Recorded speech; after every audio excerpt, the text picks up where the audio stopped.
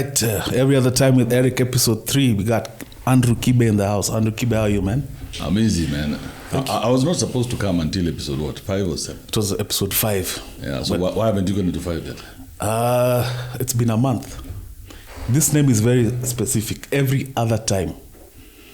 I don't want to become a slave of removing content every day. That's bullshit. How is it bullshit? I mean, because you're producing content. Why would you produce less content when you can produce more content?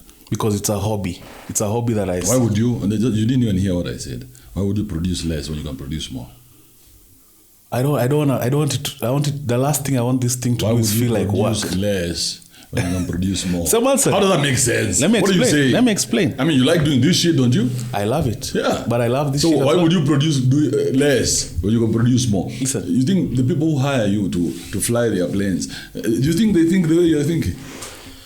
Man, I'm in that dilemma. So you see what I'm saying? Absolutely. Yeah. So, but hear me out.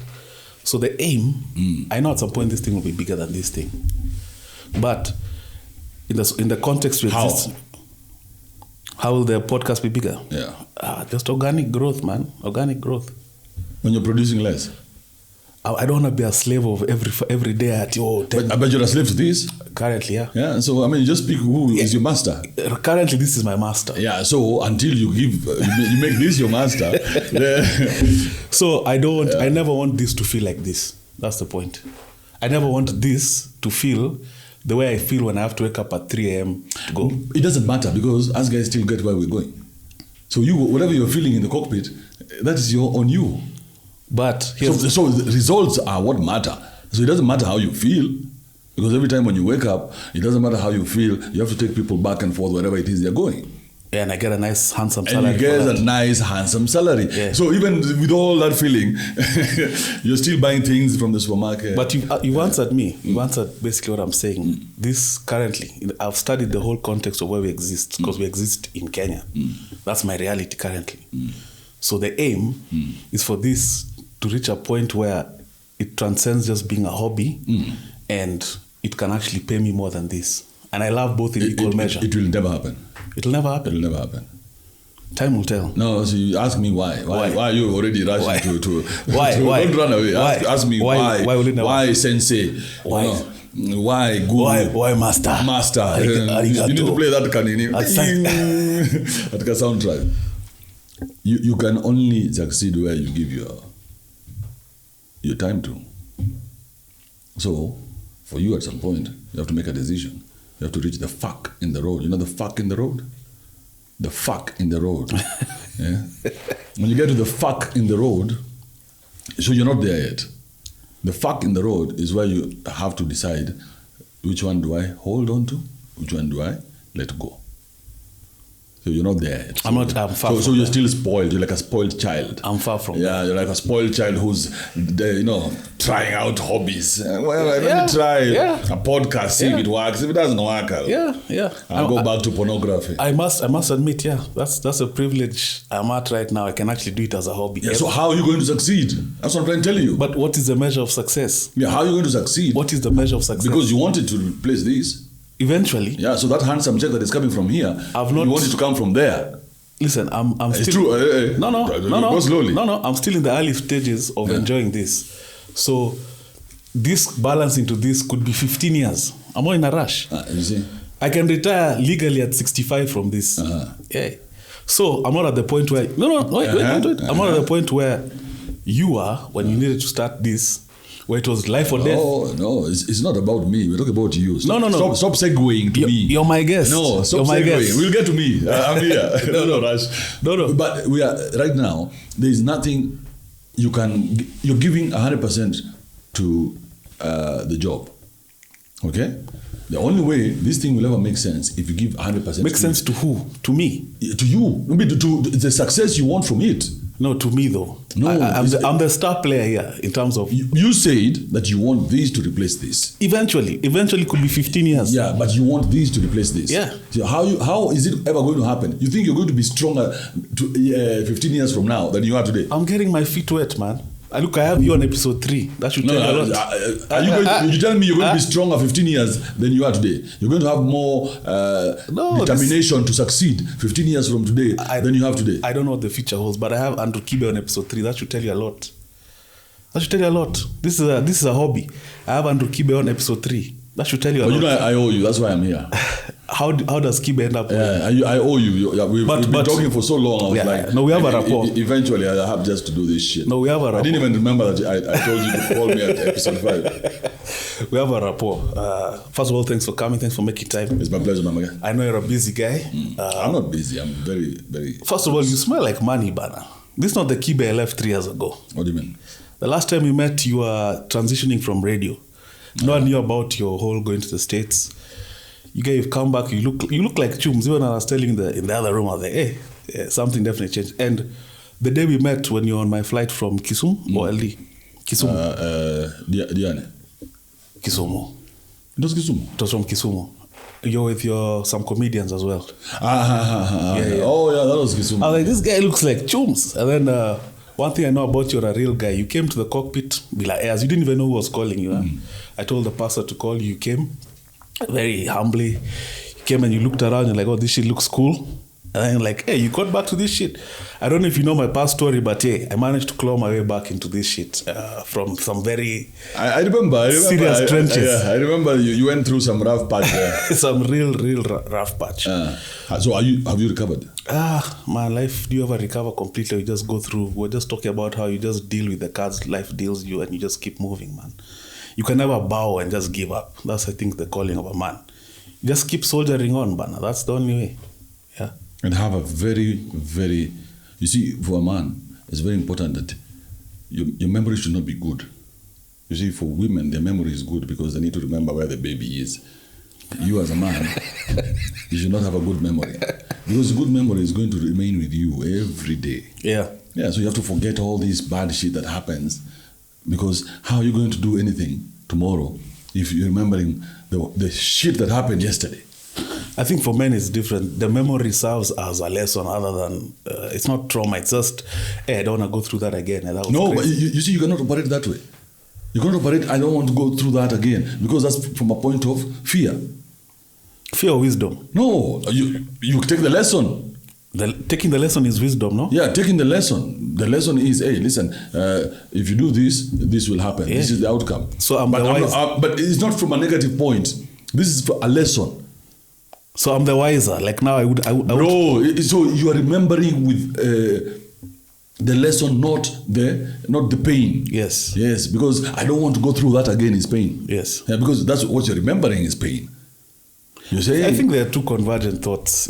It makes sense somehow, but I would prefer that you take the lesson because every time something happens to you and you remember the pain, imagine 50 years down the road, you'll be a ball of bullshit. Yani, you'll just a ball of bitter, trauma. Yes, be a bitter guy who remembers everything that's ever happened to you. So I want to take us back and front, future back all at the same time. So I saw recently you were with Mansonko. Yeah. And I put you in a place of, you're quite an enlightened guy. Yeah. I think life has also made you, Janjes for lack of a better word. I feel like, for me, I learned that Sonko is actually an evil genius from that process. Yeah. You guys met, I think it was at a bar. Yes. It was at a bar, and then you had a very, very nice conversation, very objective it seemed. And at some point, I think I heard you saying, I'm surprised you're a gentleman. Yeah. Yeah. Me also had completely beat the apple. And then after, this guy, it looked like they were goons. So what happened? I think, just, you know how you're a victim of your own success. I think that's what might have happened to him. So the thing is this, my buddy tells me, let's go to this place. I want you to meet this guy. So right now, I'm in the process of the guy being Sonko or another guy? I'll give you the whole story, just chill, you hear it. Raj. So right now I'm in the process of looking for, what would I call them? Like investors for my app. So I have an app called eafrica.com. So if you people are listening, remember to join that shit. Very nice. So it's like a YouTube on steroids. Okay. But for Africa. So my buddy from Stato tells me, hey, let's go. I want you to meet this guy. This guy has mad tunes. Me, like the langa that I am, I'm like, hey, bro, mad chums. Dallas. Yeah, Dallas. I'm even seeing shindies and shit, you know. So I'm like, hey, let's go. So it takes us like a whole hour to get there, bro. It was the weirdest shit. Bro, the place is right there, but we were unable to get it. For a whole hour, we just picking laps around Gong Road, inside, looking for the place. The GPS is not working. For a whole hour, bro. Some El Chapo shit. A place that is 5 minutes away. It took us an hour. You get by the time getting there, I'm pissed off. I'm like, what is this? We're in one of those Uber chaps where my knees are on the dere's forehead. You know, tall guy struggle, man. Yeah. I'm like, what the fuck is this? We get there, as soon as we're walking, we're driving in, I see 2 Escalades. And I'm like, I know these Escalades. I've seen them before. These ones belong to Sonko. So I ask my buddy, hey, Sonko is here. My buddy says, oh, it looks like those are his cars. So when we get there, just as soon as we get there. Yeah. This is Upper Hill somewhere. No, Ngong Road. Ngong Road, okay. Yeah. So just as soon as we get there like this, we light the car. The guy we were to meet has come in another car. Okay? Yeah. At the same time, they were busy saying hi. Then I look, I see Sonko there. And as I take a step forward, everybody in the bar stands up. Is there fear? What are you thinking? Bro, I'm wondering what's going on? Because why is everybody standing up? Why is everybody at attention? Bro, it's a small bar, so there are like 15 guys. Yeah. But everybody goes up, but Sonko. So I look, but I don't pay too much attention because, bro, you're already walking. No fear? You're a man. You're already walking. It's too late. It's too late. You guys, if you're dying, you're dying. You know what I mean? You're already walking. Are you going to stop and start running back to the gate like a bitch? Running back into the Uber chap. I mean, you guys, the Uber chap is at the gate now. Yeah, because it's like a place. It's like a whole like 50 meters away from the gate. That's where the place is. So I note that and I was like, this doesn't feel right. But in my head, I convinced myself these are just his bodyguards. They're at attention. But I'm like, why are they at attention with me? Am I a threat? You see what I mean? It smells like a setup, man. Bro, am I a threat? So this is now in hindsight. I'm remembering the whole story now. Remember what I said about hindsight being 2020? Eh? Yeah, hindsight is perfect. Hindsight is beautiful. So I walk straight to him. I say, what's his demeanor? He's smiling. Yeah. So I know that we have to shake hands. It doesn't matter how much back and forth me and him have had on the net. We have to shake hands, bro. We are men. So I walk to him and I shake his hand. Right? And we say some, these pleasantries just to try and kill the tension. And there's some bastard next to him there making so much noise. So I look at this guy. Was that the drunk guy? The drunk guy. Yeah. Remember you saw the drunk guy? Yeah. So I look at this guy and I'm like, is this guy an actor? Has he been paid to make all this noise? And why is Sonko tolerating him? Why are you tolerating this bastard? I wouldn't tolerate a noisy guy like this next to me. Why am I getting the impression that you had entered the lion's den? Bruh. Like this is, everything here is Sonko. Everything. Bro, I don't know the half of it. I don't know. So we say hi, Nene, you're good, Nene, that rubbish. And then I go, there's like a small, like upstairs there, I go sit there. Okay, so me and my buddy, we go sit there. Now I'm wondering, the fuck. Are you suspecting your buddy? Do you know him very? Is like your buddy? I mean, I know him from Austin, Texas. Okay. Yeah. So he's my buddy. I've gone to his house, I've met his family. So I'm like, there can't be some bullshit, you know what I mean? Yeah. Yeah, what are you doing? So we sit there and I'm like, so now in my head, I'm like, what the fuck is going on here? Why am I feeling like a lamb in the lion's den? You know what I mean? Kichinjio. You guy, I'm feeling very vulnerable. So when this beer is not going down well and I can't just leave because that's a bitch move, we've not done the business we came to do. Where is the business? So the loud guy keeps talking for a few minutes. Then eventually Sonko comes down to the table and he says, hey, what's up? A lot has been said. And I told him, hey, a lot has been said. Yeah, but what did I say that was so wrong? He said, yeah, we should do a live. Oh, he said? Yeah. He said, we should do a live. So this is literally a cat, a predator playing with its prey. Like, bro. Wow. So he says, we should do a live. And I'm like, yeah, that makes sense. It's good for me. It's good for my channel. It makes a lot of sense for me and you to sit. I don't have a problem with you because me and you have no direct beef. We've never interacted to a point where me and you can have direct beef. All I did at the beginning of the story was tell you, Sonko, you're such a fucking big brand. Can we monetize it? That's it. And I tell Bro, and then listen to this. I actually went ahead, contracted my designer. We came up with a concept for Sonko the brand. I went ahead, got his number, sent him that concept. Like, hey, bro, I see an opportunity. So I may be a bitch, yes. Like a Trump-esque kind of brand. I mean, a brand is a brand. Yeah. A brand is a brand. Sonko is a big brand. Yeah. I mean, he can sell a lot of merch. So I was like, hey, bro, can you stop wearing this Givenchy and Gucci and whatever it is that you're wearing? For free. For free, and wear something that all of us can buy at least. Because you're just selling Givenchy or whatever it is that you're wearing.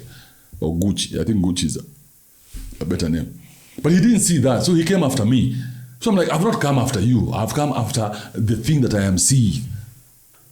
You as a personality, I don't care. Briefly, let me play devil's advocate. You know, sometimes we try and transpose our lives and our visions on people. So a guy like that, let's assume from the conversation you guys ended up having, me, you know, I when I hear figures, it sticks. He talked about 50 mic a day. Yeah. As a cut for the governor. Yeah. Bro, that stuck with me, man. 50 mic a day.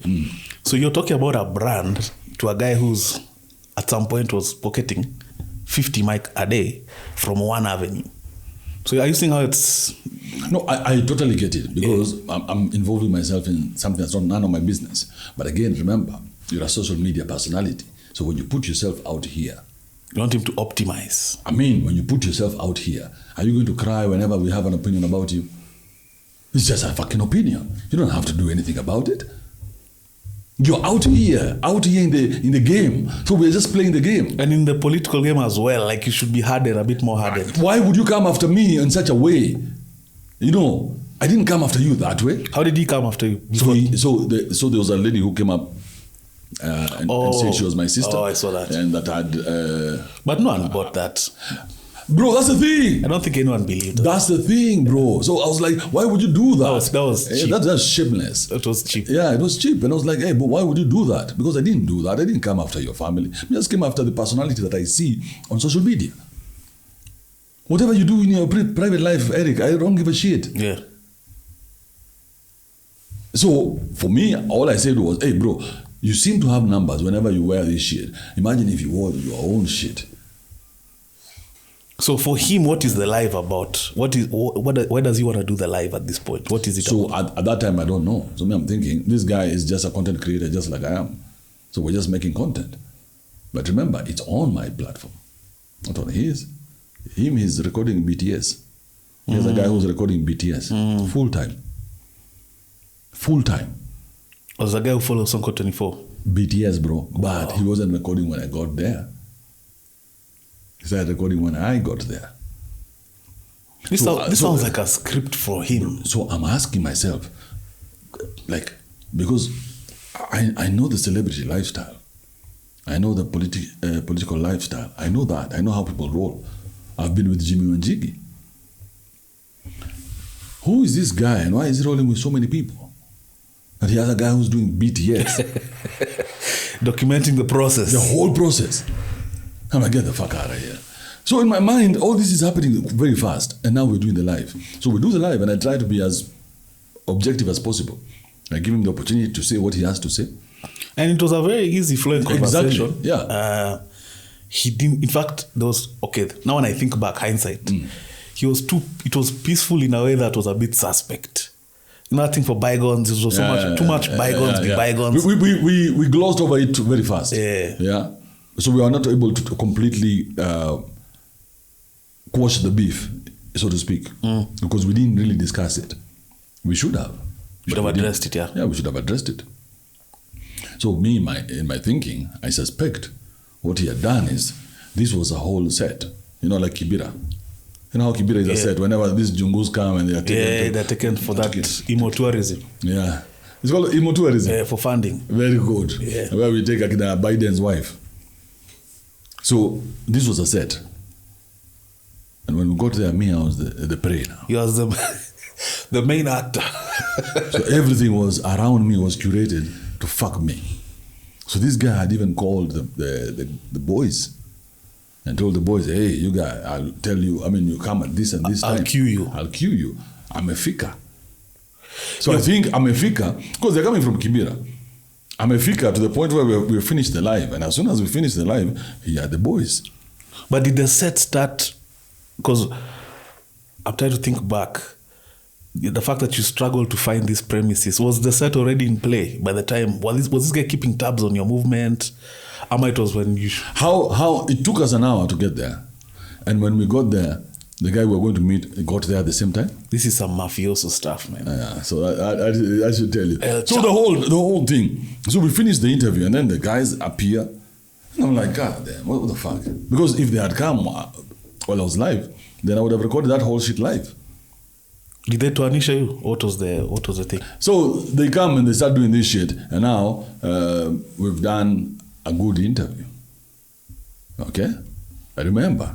We've done the interview. A fantastic interview, man. Yeah. So how is he going to allow the goons to come and do what he had paid them to do, or allegedly paid them to do? Wasn't he just showing, I can pull anything? Why? It is unnecessary because you have to pay them. I didn't pay them. Oh, you had to chuck? He had to chuck chums. Oh, I thought the aim was not that they extorted you or something. No, not me. I didn't pay anything. So he is the one who stopped them from coming to where I was, and then he paid them to leave. So, because they are his people, not my people. They're his people. So even when they were talking to me, they're talking to me with a name that is not familiar to them. We're Andrew Kibe. And I'm like, who calls me Andrew Kibe?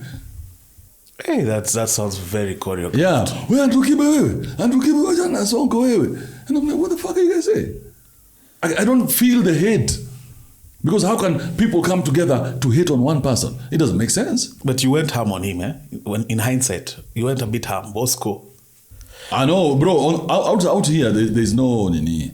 Bro, a war is a war. Can I tell you my theory? I thought by the time they took your page down, I actually thought it was him. And the kind of resources he has, just paying people, create a compilation, send it to these YouTube people for bullying, whatever they want to call it. Yeah, I thought it was him actually. Yeah, more than any. Well, later on, I think you've come out to say it was not him. It was another group of people or another lady. But you may have. That was my theory. The theory would be that a lot of people came together. Together. It was serious clout because you cannot pull down 5 pages, 6 pages in one go. And he has the resources to bring those people together. So people came together. Yeah. So somebody either called them on a table, somebody with clout enough, or somebody at Google who hates me enough to decide to put their job on the line to take me out. Interesting, man. So now let's take it back a bit. So the last time we met, you were transitioning from radio. In about 6 months, you were in the States. Yeah. How did that happen? Like, I feel like there's a gap. I've seen people trying to ask you about it. I think he's called Chaxi. It's called Chaxi. Gentleman, I forget the name of the show. So, Mike Check Podcast. Mike Check Podcast. Yeah. Yes. So, how did you get to the States? And what? Because me, the longest time I was like, which papers are you using? It was previous visa, the 5-year visa. How did you? 1 minute you're here, now you're in the States, and you're there for a long time. Hey, bro, but I'm a journalist, bro. And you're there I'm a journalist. Publicly in Austin, Texas. Yes. I'm public everywhere I go. Everywhere. If today I'm here, tomorrow you'll hear I'm in Rwanda. It's not a big deal, is it? You are a pilot. You know how easy this shit is when you're on this other side. Which other side? Yeah. On the side of brokenness, everything is impossible. But on this other side, everything is possible. So you leveraged your stature in society? I have to. Yeah. That's how you do it. So that's why I'm here. That's why you prepared such a nice breakfast. Otherwise, me and you would never have to sit down, ever. True or not true? True. Yeah, because what am I bringing to the table? I'm bringing my star power. Yeah. I'm bringing whatever it is I'm bringing. So that has value. So you leverage that. But that's what I did, because I've been to Stato a couple of times. So going to Stato is not a big deal for me. So when I realized that I want to go, I needed some time off from Kenya. I wanted to go expand my brain. So at the time I was running Rogue Radio. So when I was going to Stato, in my head, I was going to build the biggest radio station. I was going to look for investors, and I thought the Kenyans in America would embrace me when I got there. But why are you thinking radio as Kibe? I thought Kibe is counter, the whole Kibe brand is independent media. Why was radio the... It's my media. It's mine. It's not ours. So I create a platform where I can be independent. I love radio. Radio is such a powerful tool. It's always been. This is a form of radio. Only that you guys don't play music. So me, I want the music. And then I want to be able to sound like a DJ. So that's why I created that shit. So for me, I was going to Stato, and I thought Kenyans in America would be waiting at the airport to embrace me and give me all their money, you guys. Hey, how stupid was I? I felt like an idiot. So those guys, when I got there, they wanted to kill me. Who exactly? Kenyans? Kenyans, yes. They wanted to kill me. The first time they invited me to this platform called Clubhouse. And me, like the lamb that I am. Remember that lamb that went into Sonko's lair? Yeah, that one. The lamb that I am, I joined that. So it was a forum, the way we have spaces now. So Clubhouse is something like that. Yeah, I know Clubhouse. You know Clubhouse, right? Yes. So they invited me. This chile tells me, oh, come and talk to the Kenyans. They want to hear from you and everything. And they want to know about rock radio and with that nice American accent. It's a Kenyan. So me, I go there and they are Kenyans. And these guys have their claws out and I didn't see it. About what though? They just hit me. Yeah, they just hit me. They just... So they called you? So they called me to destroy me. So me, I'm here in Clubhouse, lost, wondering, hey, what's happening? I thought this was an investment forum. Yeah, I'm just being called toward, hey, what about this? Why do you hate women? I'm like, I hate women. I told my captain yesterday, a lady that I'm interviewing today, and of course she's a lady. So first thing she said, ask him why he hates women. Yeah. And I asked her, when exactly has Kibe verbatim said, I hate women? Why do people assume you hate women? How do you perceive why people think you hate women? I wouldn't know. I wouldn't know exactly what got people there, because I've never said I hate women. I just talk about my own experiences. Yeah. And I call there are categories, there are different categories for women. So these loose women in the society who have no morals, these ones who lie and steal and cheat, yeah, and kill, these are the ones I call bitches. Okay, these prostitutes, bitches. I feel nothing calling them bitches, because this is a glitch in the matrix. But there are women out here. There are women out here, very, very good women who are trying to make life work. That's the way, as men, when you're broke, you are nothing. Shut the fuck up. How can you have any advice as a broke man? For who? Nobody wants to hear that shit. Go use it, let it work, and then we'll hear from a rich man, not from a poor fucking man. So if we're not sympathetic towards each other as men, why would it be a problem when we see women out here misbehaving and call them exactly what they are? I've worked with the Menje. Did you ever see us in that kind of scuffle? No. I work well with people. Are you still in contact with her? No, we don't talk. You guys talk, like you... I mean, what's the reason to talk? I've already talked about her in one of my videos, in a couple of my videos. So it's not... Oh, she didn't take it too well. I guess she didn't, because she went online to say that she didn't take it very well. But I have nothing against her. I actually like that bitch. But I'll take you back. So, again, assumptions. When you went to States, me, I'm assuming, I don't know why I thought you had gone there on a... I need to make some hustle. Okay. No, when I went there... Were you broke? Were you balling? No, I was broke as fuck. I was broke as fuck. This was an opportunity for me. I was broke as fuck. So I was going to see, what else can I do? Land of the free. So, bro, in my mind, I was going to get investment. I've always been a serial entrepreneur. So I was going there to get investment and come back and build this behemoth of a brand. So how does a YouTube come to be? Survival. So when I'm there, I'm there for only a month. So when the month ends, I only have $450 or something like that. Hey, that's nothing in the States, man. $400. I'm going to the airport with $400 to come back to Kenya. And Kenya is waiting for you like a den of hyenas. Bro, everybody's waiting because you're coming from America. How do you come from America with $450? What are you coming to do here? So by the time I get to the airport, I miss my flight. Some act of God kind of shit.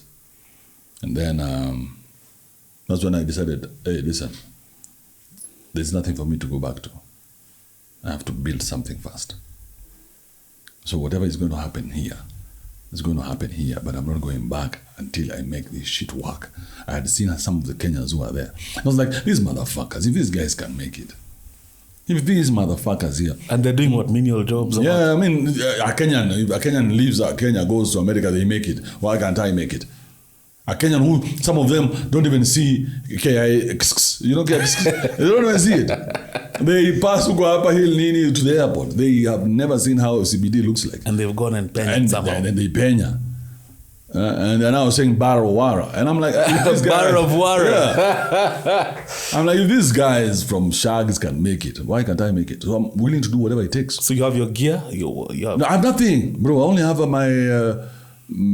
my phone. A buddy of mine there got me a camera. That's it. So I only have a camera and my phone. You guys, survival is a strong tool, man. Very, very. And I'm like, bro, whatever it takes, I'm going to make this shit work. If I'm going to work at McDonald's, I'm going to wipe Diabs, whatever it takes. I'm not going back to Kenya as a broke man. No, I refuse. So I called my buddy in Austin and I told him, bro, prepare for me. I am coming. Is this IQ? IQ Watson, George himself. How do you know George? I mean, we had talked online, and then when I was in Dallas, he invited me. He said, as you see Austin, you come and say hi. So I went to Austin. I stayed there for two, 3 days. Hold up, Kibe. So through correspondence. That's it. But you recognize intellect. That's one thing about you. Yes, I do. I value communication a lot. So when people even come to my inbox, I'm like, hey, I always read every message. There's always something. That's how we met. That's how we met, right? Yeah. There's always something. So make that shit work for you. So with George, we met on the internet, and we had actually communicated in 2017 when he was telling me about some brands, and I told him, hey, bro, my brand, I only sell shit that I am involved in. I don't just sell shit that I cannot touch. And what does he do primarily in the States? Man, that guy's a baller, bro. He seems well off, man. No, he is well off. It comes off. And he's liberated. You see, that's the thing. So being well off is good. But imagine a rich man who's a slave to a system. He's good and he's liberated. He's able to say what he thinks. He's able to do what he wants. He is not. He owes nobody nothing.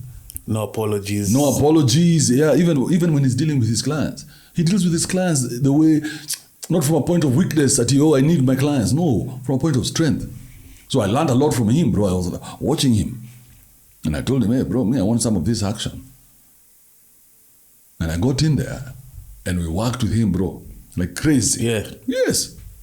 So for me, it was a lesson in discipline. I was able to know that you must do what you got to do. There are some implicit rules that you can't, unless you're born into some crazy wealth, you can't escape some certain rules. Yeah. Remember the thing I was talking about at 3 a.m. Sometimes, bro, that discipline is a must for some bare minimums to be met. For dudes especially, I used to teach before, and I always telling the younger guys, because that part is being missed nowadays. I don't know why people don't understand. You can't rig it that much.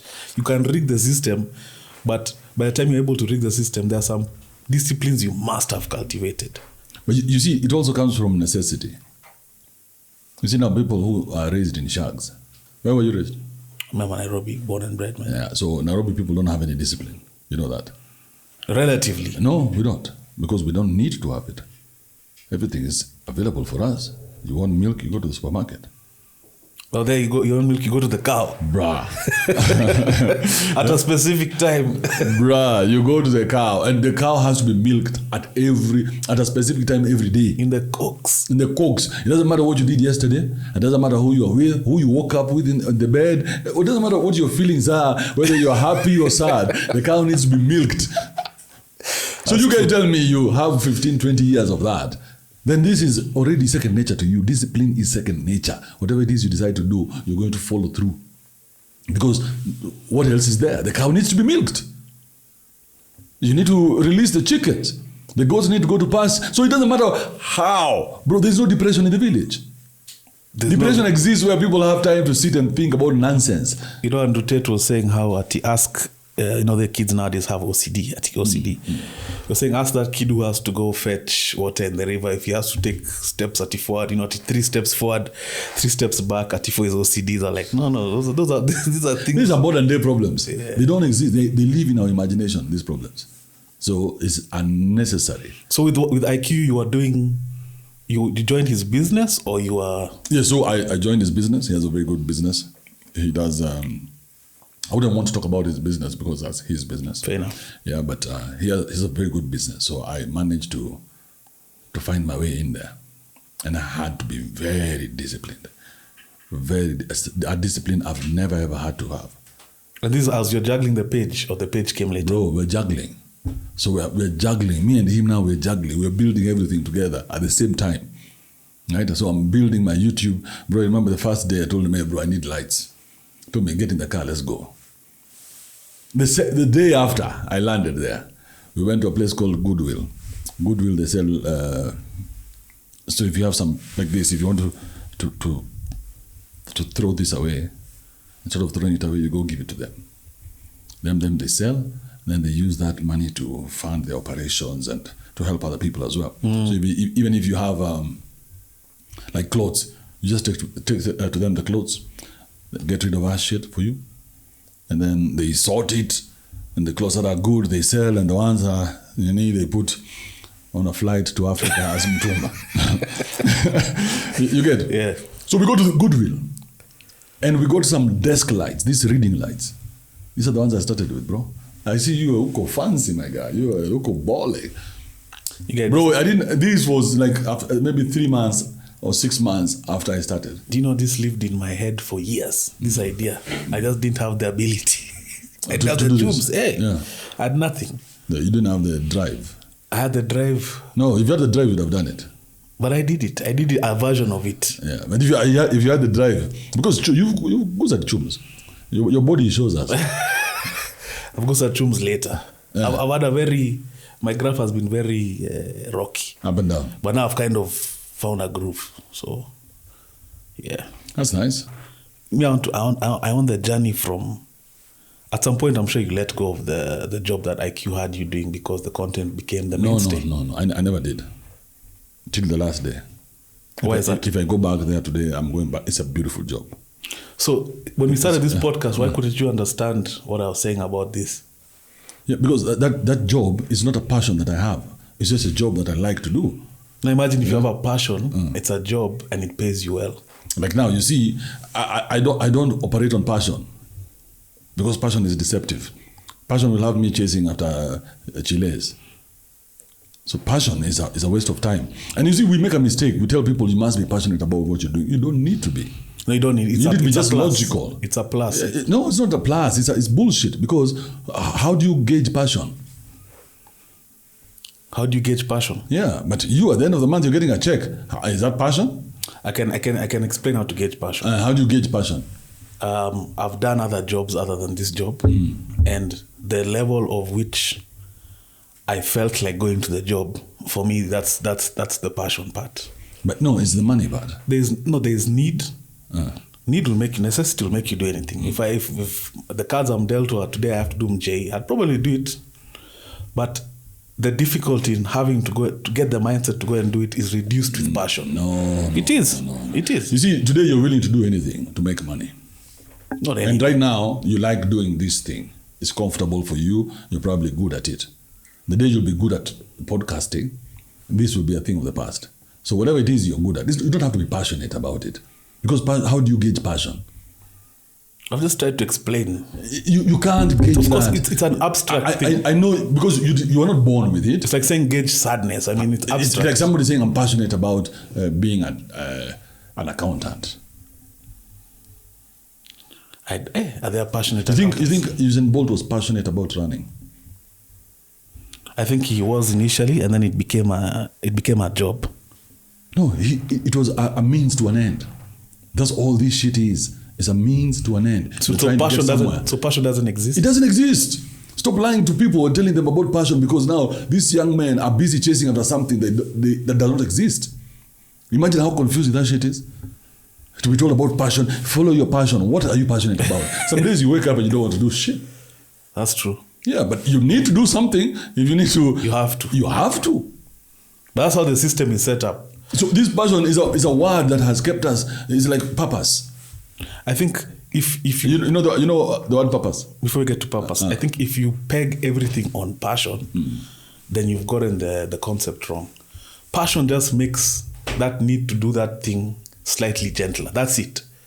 That's what you should take it as. It should not be at the moment I lose passion, then I can't do this thing. That's a mistake. But you need to understand the bigger system. Because for me, even when I was working on radio, the only reason why radio was tolerable was because I knew at the end of the month I'm getting half a mic. But that thing doesn't require, it requires minimal brain cells. When I finally understood... That's what you think, because you have never had to do it. So anybody who's out... Why do you think they keep rotating the same people? I mean, if it needed no brains, why do you think they keep rotating the same people? Haven't those guys created a kind of cartel? No, it's not a cartel. It's the person who's bringing the numbers, the person who's the best. Don't ever be lied to. Every business is the same like every business. But so right now it's easier for you to go work for another company because of where you are right now. But as a person who is not working, it will be very difficult for you to get a job. Absolutely, but that's actually correct. Yeah. But I actually got the concept of radio from you.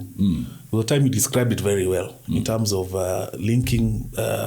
You have 30 seconds to put your thought out. So at some point, the Kibe voice rather than the Kibe brain was what people were recognizing. Yes. Whatever you're saying with your voice. So you become a comedian. You become not even a comedian. You become a clown. Because you have 3 minutes. So 3 minutes, you have to have a back and forth. How many minutes have we done so far? How many minutes are we? Almost 40. Almost 40. Imagine, almost 40 and we've not even noticed it. Right? Now, that's the beauty of podcast, man. Yeah, now imagine if you have 3 minutes and then you play a fucking song. You know, I once saw a video of you and Kamene. So now I have to be like a monkey. Like a clown. Yeah. For 3 minutes and then play the song. And make sure you get a nice kick at the end there. You know, I once saw a video of you and Kamene doing like a back and forth. And then once the song started, you guys just went to your phones. So I was like, what? You mean that was not organic? How can it be organic? It's not a conversation. It made me realize that's what radio is. Yes, it's not a conversation. So radio, that art form, is a fake art form. It's fake because it's curated. So I understand what they do, but I don't see the value for it anymore. Maybe there was a time it was, but right now there's social media. Now you remember, you saw us going to our phones because whatever we had done was just a performance. It wasn't me and her talking. You know how long it takes before people can break into a real conversation. Sometimes it takes 20, 30 minutes. Yeah. For us to warm each other up. For me to know about you, you to know about me, ask all the questions that you have before we get into a nice groove. So when did you know that your page was getting traction? Like at what point did you realize, wait a minute, this thing is actually becoming bigger than I imagined? When the chums started coming in. What kind of chums are we talking? Man, it started slow. It started like what, $1,000-something. Hey, $1,000 is good, bro.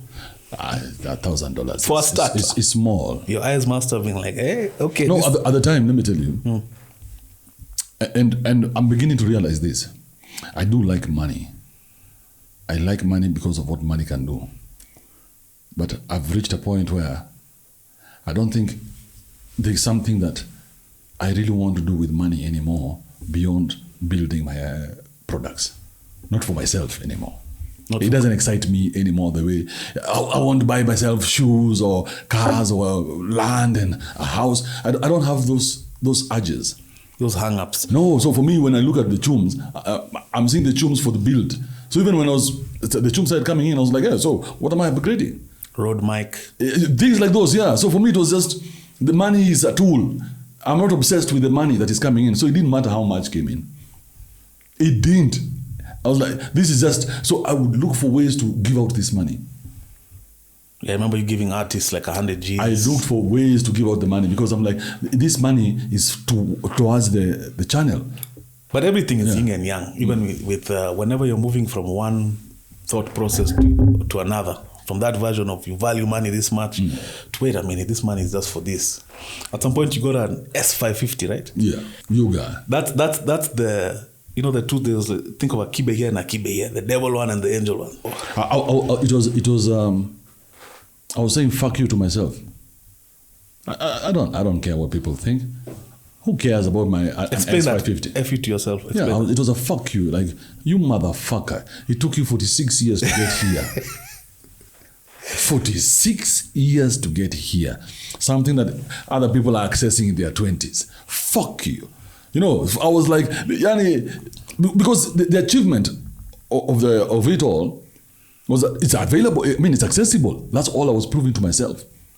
And I just didn't buy a car. That's interesting. So the in your dabs was to you. To me, bro, this podcast and everything has been to myself.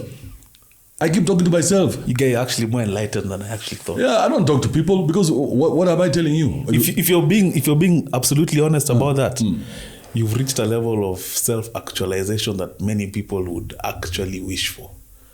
Because you're telling yourself it's taken you 46 years. 46 years. And then bro. in a year of some discipline, you guys have an S550. Imagine 1 year. So what if I started this at 20? What if I was disciplined enough at 20 to focus only on this thing, only on one thing? Is belief and fear a thing that you struggle with? No. Self-belief? No. Doubt. Doubt. I struggle with doubt. Doubt and fear are cousins, though. They are kind of related. Yeah. I've struggled with that myself. You say that, yeah. And then when you accomplish something like, wait a minute. But you know, exactly, it's like it's like the fear of I know gifted people. Of holding a firecracker. So when I was a kid, I had a lot of fears. I've grown up as a very fearful child. Why is this? Yeah, I don't know. I don't know where that fear came from. It probably came from my mother. Are you last born? No, I'm an only boy. Okay? So I've grown up with a lot of fears. Fear of this, fear of everything, you know, just a puny little shit of a child. I must have been such a disgusting little boy. So one day, my dad, it's a Diwali season. I don't know whether people still celebrate Diwali. You know what Diwali is? Very, very familiar. Yeah. We used to have crackers in school, pop-pops. So those pop-ups and everything. Yeah. So crackers, there are some small ones that you could hold, and then it explodes in your hand. Okay? But I was too fearful to do that shit. But every other boy was doing it. So my mom is the one who's telling me, don't do it. So I can hear the voice of my mom saying, don't do it. And then immediately my dad comes and says, hey, do it. And he held my hand, and I held the cracker, and it exploded, and nothing happened. Because in my head, my hand was going to explode. But nothing happened. And from that moment on, I'm the excited kid who's holding crackers everywhere. Because I can't believe this shit, you know. I'm a Superman.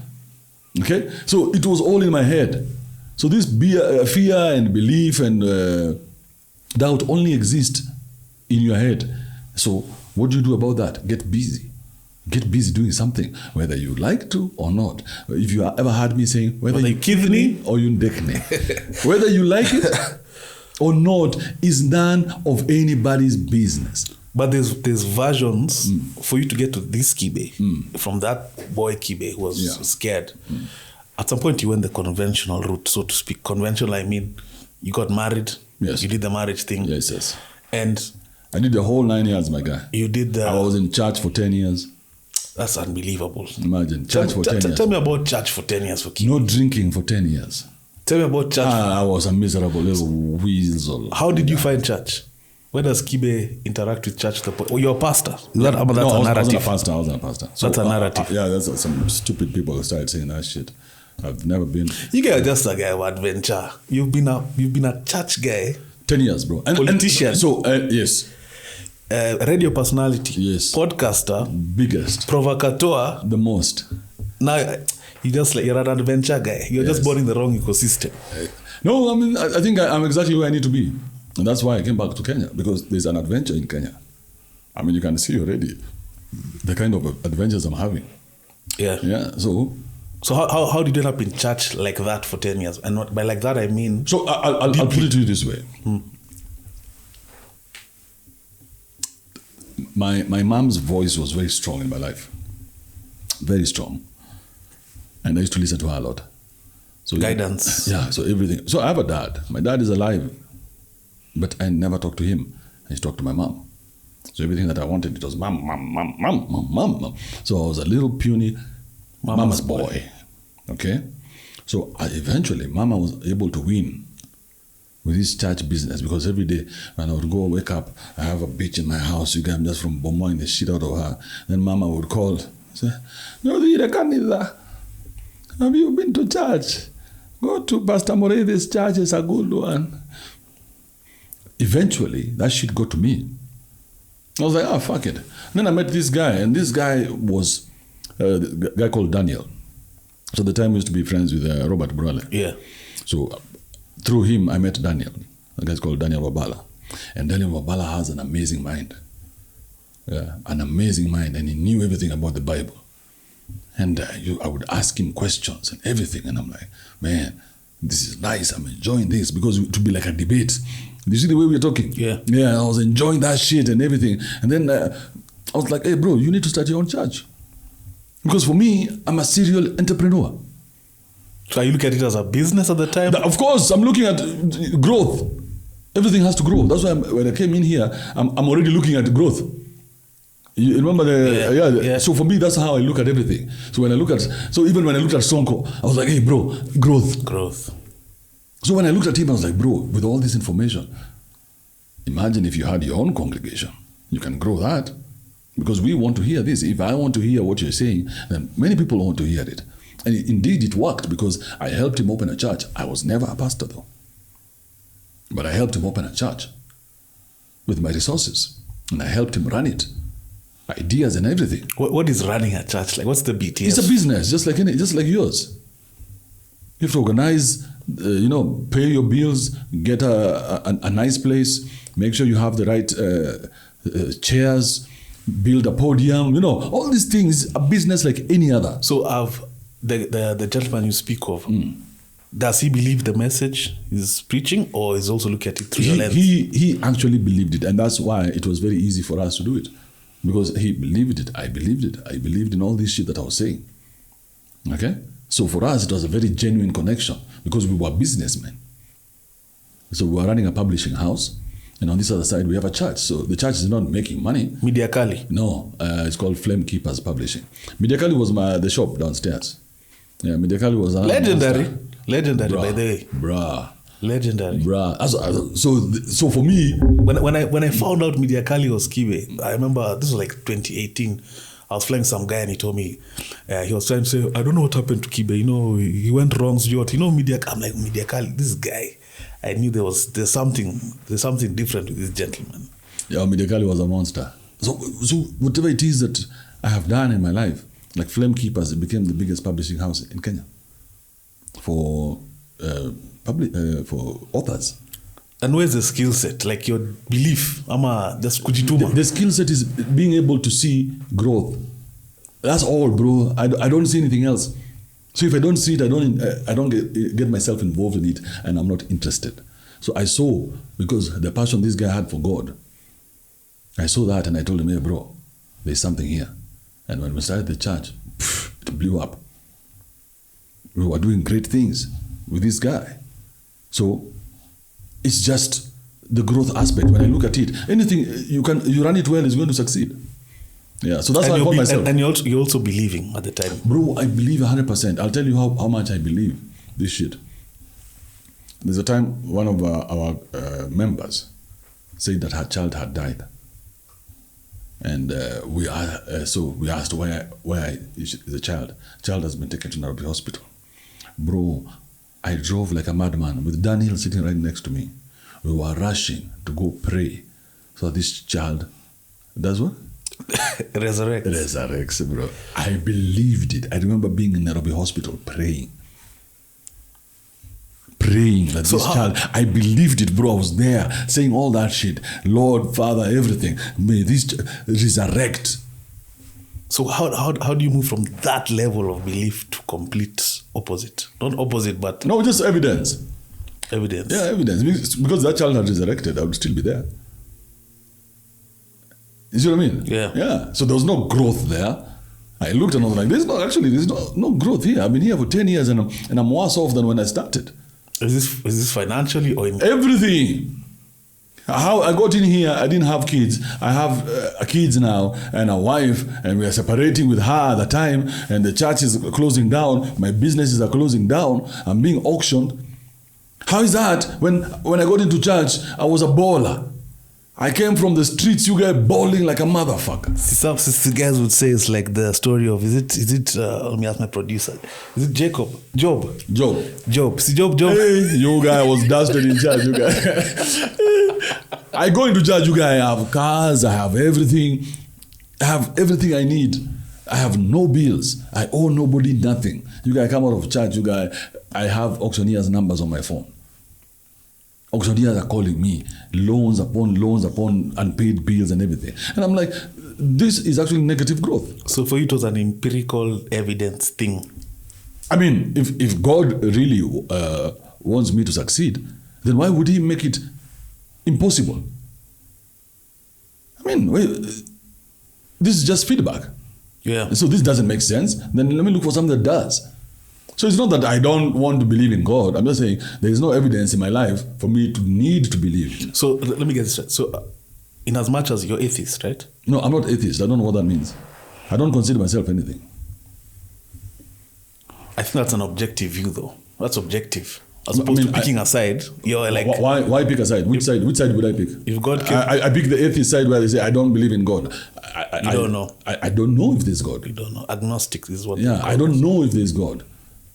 But I just follow the evidence. So the evidence in my life is I'm living the same existence like you, or like the Indians, or like the Chinese. Why do I have to have this huge weight of God looking over my shoulder every 5 minutes? What was your marriage experience? What was that like?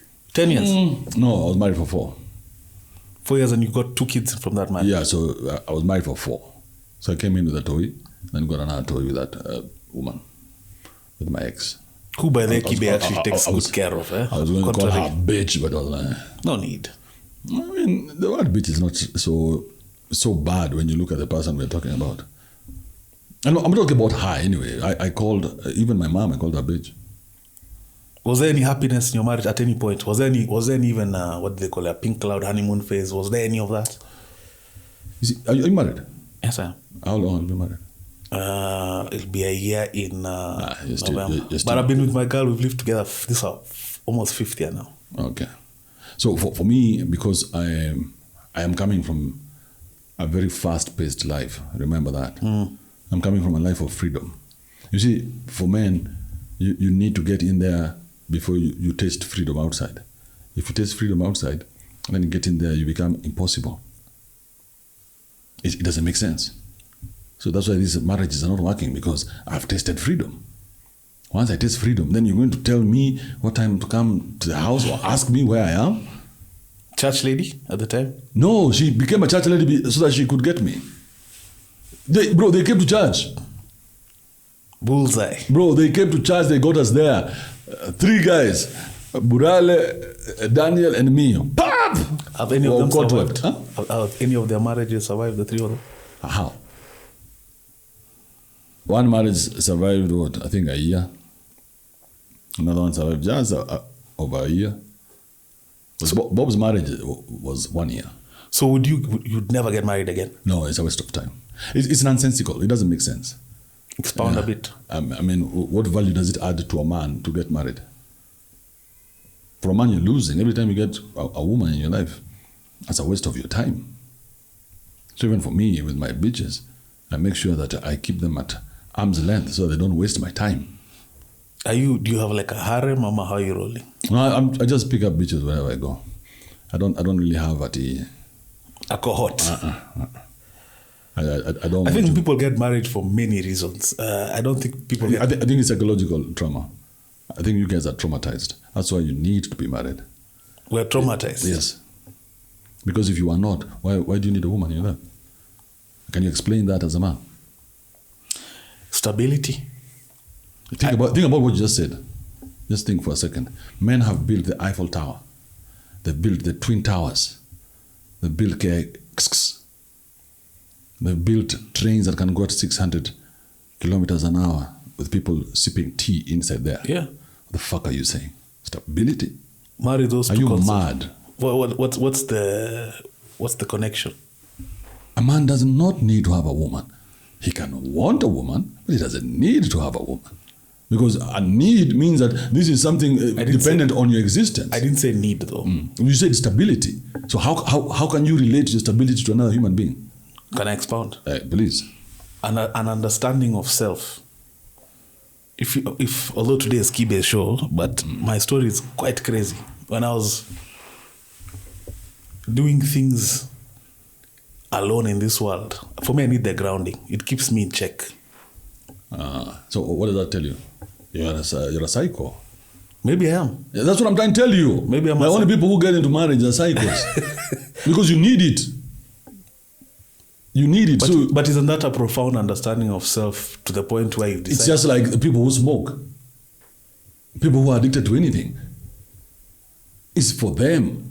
But it's not, there's something wrong there. But why do people think marriage is not meant to be mutually beneficial, isn't it?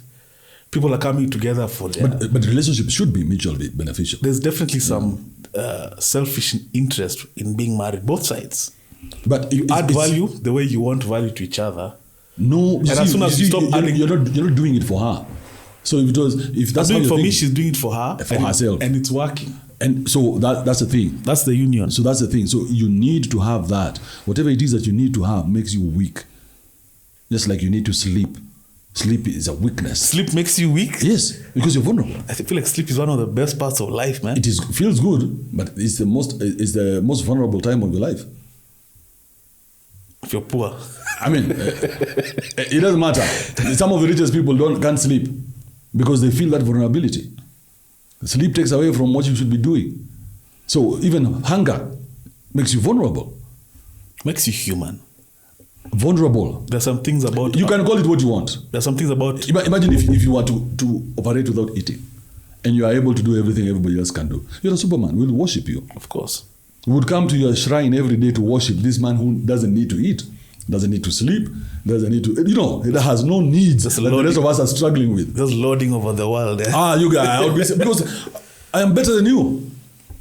Usain Bolt runs faster than us. We worship him. So you feel there's no value in marriage? There's no value in marriage. It doesn't make sense unless it's a business relationship. Unless you guys are coming together for business. Like if you look at Shosh and Kabahanye, there's a lot of value in that relationship.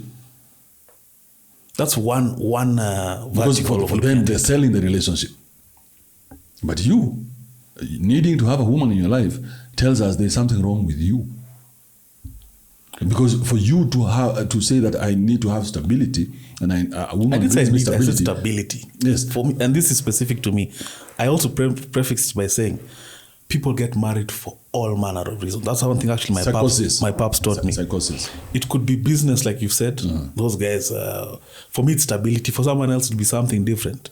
And now that's what I want you guys to understand, that as long as you know it is a weakness in you that that has created this need, then we are good.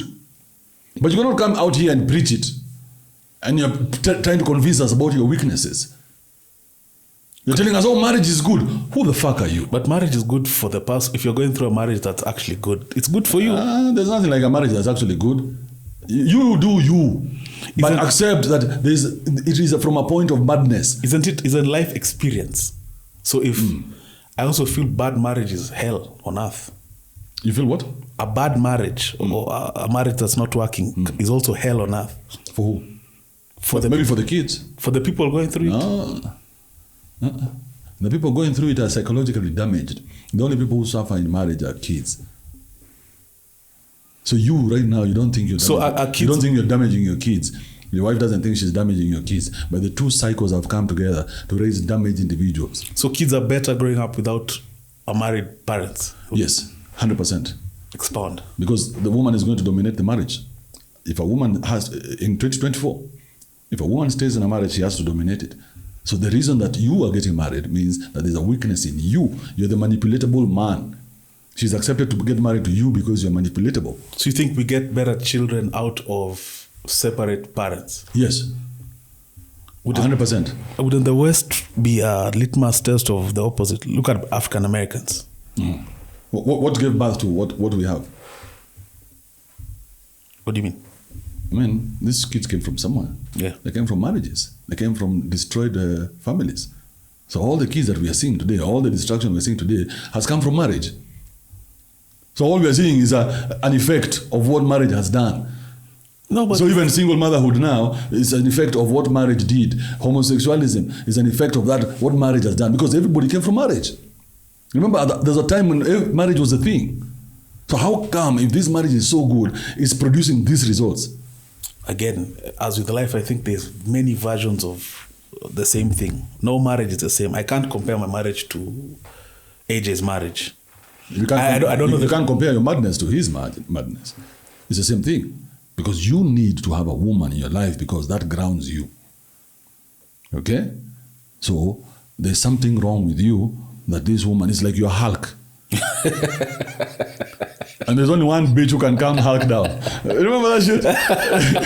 Only one. So this woman comes and she says, hey, listen. And she calms you down. I think the important thing is to find what works for you, irrespective if it's marriage, if it's not being married, if it's having a, you said, cohort. Or if it's being an alcoholic, if it's being a drug addict, whatever works for you. Are you an alcoholic? No, I'm not. Oh, I thought you were insinuating that you're an alcoholic. No, but I don't see the problem with it anymore. I used to see a problem with it, but I don't see a problem. But you're a sober-minded guy. I've interacted with... I like my alcohol. I drink whenever I get a chance. So I have no problem with alcoholism. I've lived with an alcoholic. So I know the struggle these people go through. It's just like a struggle of food. You know, when you're hungry, when you stop thinking, this alcoholic, that's the same thing he's going through. So why would you judge him? I know a bit about that more than you can imagine. Yeah? You're an alcoholic? I was. No fucking way. Yeah. So you're relating? Aye, bro. Buyer? Alcoholism. Yeah. That's been part of my journey, but yeah. That's been my main struggle. For real? In life, yeah. Now, I'm here to heal you today. You know how to heal? We digress. No, I mean, we're just here. You know how to heal from anything, from any addiction? It's just not to judge yourself. Because the voices are the ones which are fucking you up. But alcohol is wonderful, bro. Sex is beautiful. All these things are not bad. It's just that when you judge yourself, you tend to... It's like when you're a victim. When you're a victim, you can kill anybody because you're a victim. That like Black Lives Matter. You saw those crazy lesbians. Those are crooks. And you saw how they managed to rally all the victims to go destroy property and do while looting in the meantime. And loot and everything because you have touched on their victimhood. So as long as I'm a victim, I'm willing to destroy, kill, steal because I'm a victim, I'm hurt. But if you take away that hurt, that judgment, what are you left with? Then you can sit down and not judge yourself whenever you're having your drink. And black out in your sofa or black out wherever you have to black out. Pee on yourself. Or pee on yourself. Yeah, because this is your life. It's not ours. So the people who suffer are the people around you. So that's what I'm saying. Kids are getting destroyed in marriages. So you married men and women out here, you need to be very careful because you don't know that you're destroying your kids. In your heads, you guys are doing a wonderful job. I don't think any parent just walks around feeling like they're doing a wonderful job. You do because that's why you keep ordering your kids around. I think parenting. You take them to the schools that you want to take them. I'm not a parent yet, by the way. Yeah. I'm saying, but that's what parents do. So when you become a parent, you'll see. How many kids do you have? I don't know. That you know? Probably like 4 or 5. If they start counting, 1, 2, 3, 4. I saw you had posted the fruits of your loins. Those are the ones I take care of. Ah. Yeah, those are the ones I floss with. I go with them around. I show people, hey, you see how good I'm doing as a parent. So no, let's go back to the States. You're making, at the peak, how much are you making? Probably 15K USD. That translates, okay, but you're in the States, so you don't need to translate it. 15K USD, bro, by any measure. That's for like 2 years. Oh, it's for time. That could come. But again, and you're still working with IQ? I'm still working with IQ. So you're making maybe close to more than 15 then? Hey, bro, IQ's job will buy those a lot of money there, bro. But yeah, so for me, the money, because I've made the money, I've seen money. Are you saving it? No, I'm spending everything. That's why I'm buying the Mercedes-Benz. I let the money accumulate, buy something, I let the money, so just do shit with it. And how is the lifestyle in Austin? Did you have to acclimate yourself to the States? No, I never needed to. Because the job that we are doing is very specific, and because of me and my social media, I spend a lot of time in the house. So I don't go out. I don't go spend money anywhere. The only thing that I did on a regular basis was play pool.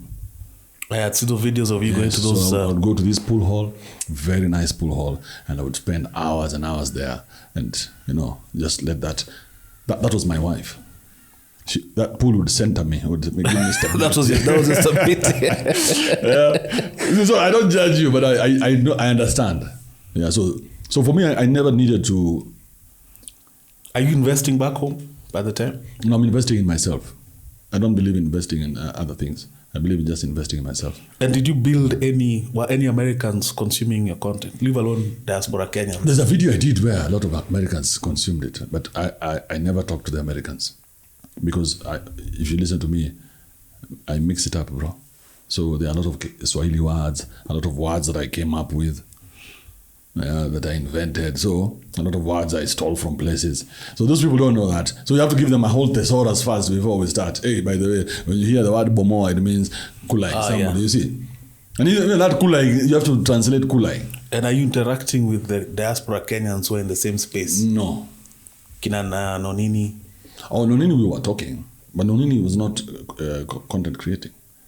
So Nonini was just, I totally love his music. So I wanted to have his contact.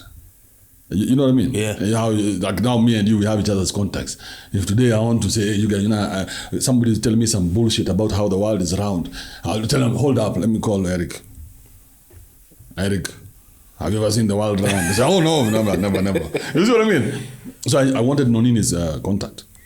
And we became, I don't want to say buddies, but we now talk. So it's easier for us to communicate. So I like that because I totally think he's a talented musician. Yeah. Yeah. But there was nobody in my space even called me. So they didn't even recognize me, bro. Let me tell you, I was given the South, and now I'm bitching. Let me just bitch for a second here. It's good to bitch so that people can know exactly where I stand with this shit. I was nominated for an award in South Africa. I think I remember that, yeah. Yes, nominated, bro. These guys don't know me personally, but I got the nomination. Social Media Star of the Year. Okay? We went ahead and mobilized through some lady on my Twitter page. Her name is Ngeo, and some guy called Paul. Now, Ngeo is in South Africa. She's the one who brought this idea to me and told me, hey, in my inbox, Andrew, that South African accent. Yeah? There's this thing going on, and I want us to put some work into it. Because I've been nominated many times, I don't take it seriously. She told me, this is a good thing. I think if we put our minds to it, we can do it. And I was like, girl, let's go hard. But I cannot push it. You guys have to be the ones to push it. I cannot push my own nomination. So we did all this stuff and and guess what? Including votes? Is there votes attached? Votes, yes. Okay. So we went on a vote hunting spree. So every day when we're doing our spaces, they would come in and say, by the way, guys, if you've forgotten, remember, we have to vote for this guy, go do this. And we'll take a few minutes every day. And this a guy is in Uganda, and this woman is in South Africa. And now we've rallied everybody around the world who listens to me to do vote hunting. There are vote hunting spaces. beautiful thing. The best thing you'll ever see. What's the merit if you win? Is that just exposure? I mean, winning is winning. It doesn't matter what the prize is. Yeah, there is the chomoing your dick and telling people, I'm a winner. That's the nice feeling. Thank you. Yes, that's just bragging. Say that, yeah, that's good enough. Yeah, winning is winning. It doesn't matter what you win. Yeah. Today, if we win in this podcast and some shit goes viral, I mean, we're good. We're winning, yeah. So now, I managed to win that. Okay? So we managed to win it. Because it wasn't me. I wouldn't have done it. I wouldn't have pushed it. So it was our victory. But Andrew Kibe, the Kenyan Andrew Kibe, is now currently the social media star of the year, the Africa social media star of the year. Africa social media star of the year. I want you to understand that's big time. It's big. It's big time. It's big. So listen to this. Nobody ever says anything about it. No one. And who's the nobody you mean? I'm saying like the people who need to, bro, I have won something as a Kenyan. Or the it's an international competition. The Kenyans who have a platform are not recognizing the fact that it's an international competition and I'm a Kenyan. So I want to tell you something. There's a guy called Douglas Wakihuri. I think in 1987 or 88. This guy, we didn't know about him. And in the last event, I think is normally the marathon. Okay? From nowhere, the first guy coming into the stadium is who? Nobody else but fucking Douglas Wakihuri. It's a Kenyan and a Kikuyu. Well, like, who the fuck is this? You should have seen us.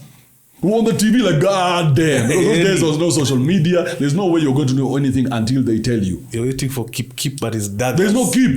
I mean, and we don't care whether it's what the name is, because as we want to see a Kenyan. But we didn't know we had a Kenyan in the race. So Douglas comes through, and we're like, fucking hell. Douglas is our Kenyan, and we celebrated him. And when he came back to the country, he's remained a star to date from those marathon. I love that analogy. So for you, it was like you came into the stadium and it was quiet. Yeah, bro. So is it jealousy? Now listen to this. So the Kenyans in America don't recognize that. It's a big deal. There's only a competition for Africans, all Africans, 1.7 billion Africans, and I win. And you came out of nowhere. And I came out of nowhere, and I win, and nobody says nothing. And the local Kenyans with platforms are also quiet. Nothing. Nobody says anything. And I'm like, okay, so I have no problem with that. But so the only problem I had was when I managed to talk to Big Ted. At the time, he was the consular general. Yes. So I managed to talk to him, and I was like, hey, Big Ted, by the way, because me and you are buddies, I'm feeling some type of way that you've not even invited me to LA. Because you keep talking about arts. We've tried to do business together. We were starting a platform together. How come you've not recognized me as the Kenyan who's in America who has won an award in South Africa? Now, listen to this. The guy in Uganda... Had he heard of it? Had he... It doesn't matter. I don't know. Okay? But everybody has heard of my shit. You had heard about it. I of course, I had a South Soul guy, Ruka, and I was like, this guy. Exactly. So now, so Big Ted says he's a guy who wants to, support the arts and everything. I'm like, hey, bro, where's the red carpet? If for nothing else, no. The Kenyan has won from 1.7, I think it's 1.4 billion Africans. And only one person got that award. Bro, I was competing against South Africans, against Nigerians, some of the biggest content creators in Africa. Give me devil's advocate. Yeah.